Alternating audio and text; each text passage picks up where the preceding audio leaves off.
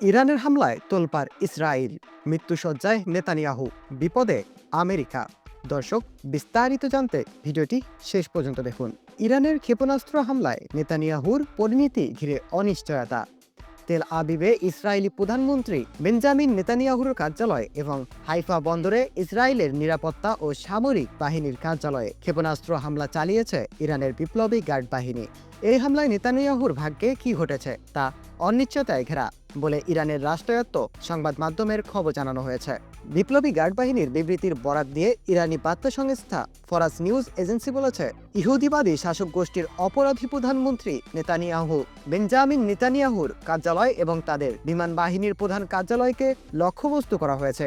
ওই হামলায় ইরানের নিজস্ব প্রযুক্তিতে তৈরি খাইবার ক্ষেপণাস্ত্র ব্যবহার করা হয়েছে। এতে ইসরায়েলি প্রধানমন্ত্রীর ভাগ্যে কি ঘটেছে তা নিয়ে অনিশ্চয়তা তৈরি হয়েছে। নেতানিয়াহু ও বিমান বাহিনীর প্রধান কার্যালয়ে এই হামলার বিষয়ে আর কোনো তথ্য জানায়নি আইআরজিসি। ফরাসি বার্তা সংস্থা এএফপির সাংবাদিকরা বলেছেন, সোমবার জেরুজালেমের আকাশে একের পর এক নতুন বিস্ফোরণের শব্দ শোনা গেছে। এর আগে ইসরায়েলি সামরিক বাহিনী ইরান থেকে চোরা নতুন ক্ষেপণাস্ত্র শনাক্ত করা হয়েছে বলে জানায়।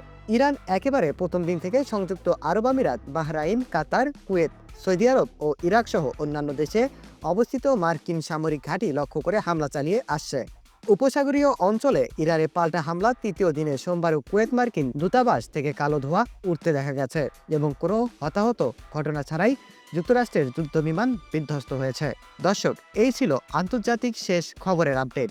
পরবর্তী আপডেট সবার আগে পেতে এখনই সাবস্ক্রাইব করবেন আমাদের চ্যানেলটিকে। ধন্যবাদ।